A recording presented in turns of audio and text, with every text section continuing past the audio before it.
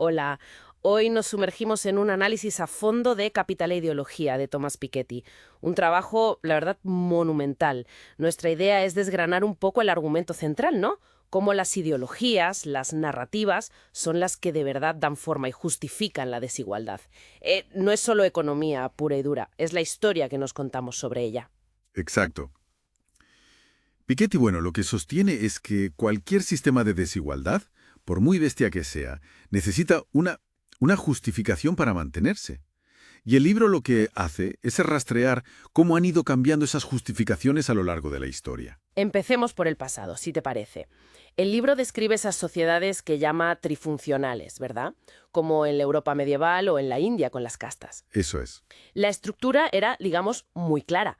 Clero, nobleza, trabajadores. La desigualdad ahí no era tanto de dinero como de estatus, de función asignada casi de nacimiento. Justo. Y la Iglesia, por cierto, era un actor económico de primer orden, no solo espiritual. Claro. Era una desigualdad basada en roles muy fijos, legitimada por la religión, por la tradición.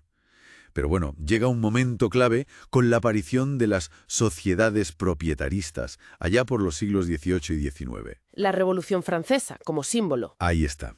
Se cargan los privilegios de sangre, sí, pero al mismo tiempo se pone en un pedestal casi sagrado la propiedad privada. Y eso, claro, no termina con la desigualdad. La transforma. La transforma por completo.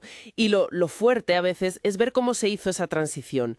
Por ejemplo, a los nobles franceses o a los dueños de esclavos se les indemnizó por perder sus propiedades. Increíble. Pero a los campesinos a los que les quitaron tierras, o por supuesto a las personas esclavizadas, a ellos nada. El caso de Haití que menciona es paradigmático, que tuvo que pagar una deuda enorme a Francia. Exacto, por su propia independencia, por haber privado a los colonos de su propiedad humana.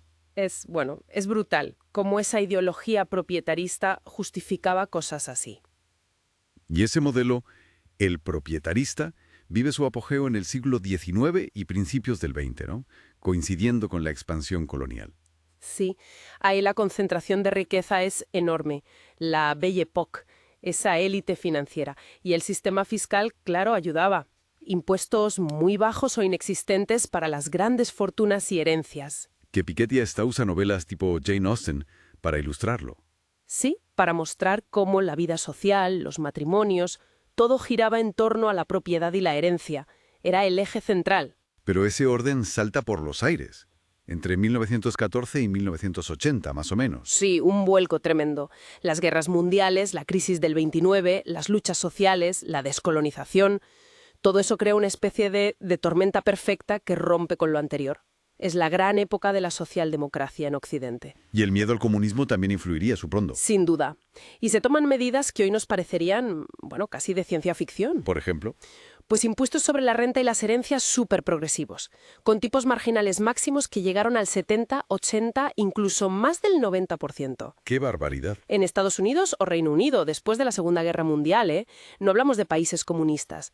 Nacionalizaciones, inversión a tope en el estado del bienestar, educación, sanidad, regulación de alquileres, la cogestión en Alemania o Suecia. La cogestión, ¿qué es exactamente? Pues que los trabajadores tenían representantes con voz y voto en los consejos de administración de las empresas. El resultado de todo esto fue una reducción drástica de la desigualdad. Histórica, pero esa tendencia se invierte a partir de los 80, más o menos. Volvemos a una mayor desigualdad.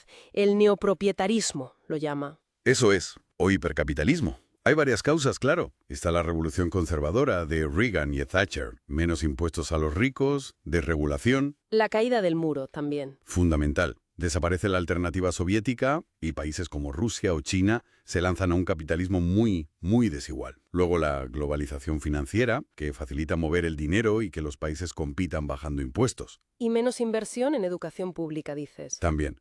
Y cada vez es más difícil saber quién tiene qué, por la opacidad financiera, los paraísos fiscales. Y todo esto, claro, cambia el panorama político. Radicalmente. La división clásica izquierda-derecha basada en la clase trabajadora versus los propietarios se difumina. Ahora la izquierda atrae más a gente con estudios superiores. Sí. Piketty habla de la izquierda brahmánica y pierde apoyo en las clases populares. Lo vemos en Francia, en Estados Unidos, en Reino Unido. Y ganan peso otros ejes. La identidad, la inmigración. Pero el libro no se queda ahí, en el análisis. propone soluciones. Un socialismo participativo. Sí, es una propuesta bastante ambiciosa. Por un lado, recuperar impuestos muy progresivos sobre la renta y el patrimonio, y añadir uno sobre el carbono. ¿Y cómo se controla eso? Pues propone un registro financiero internacional para luchar contra la opacidad fiscal. Y otra idea muy potente, una especie de herencia para todos, una dotación de capital para los jóvenes al cumplir cierta edad. Interesante. Y dar más poder a los trabajadores en las empresas, ir más allá de la cogestión. Y a nivel supranacional, habla de un federalismo social, como una asamblea europea con poder para recaudar impuestos y financiar bienes públicos comunes. Vaya, es un cambio de modelo total. Lo es, lo es. Pero yo creo que el mensaje de fondo más importante es que la desigualdad no es inevitable, no es una ley económica natural. Es una construcción. Exacto, es una construcción política e ideológica. Y si esas ideas, esas narrativas sobre lo que es justo o lo que merece cada uno han cambiado tanto en el pasado, pues pueden volver a cambiar. Depende de las decisiones que tomemos. Lo cual nos deja con una pregunta final para reflexionar, ¿no?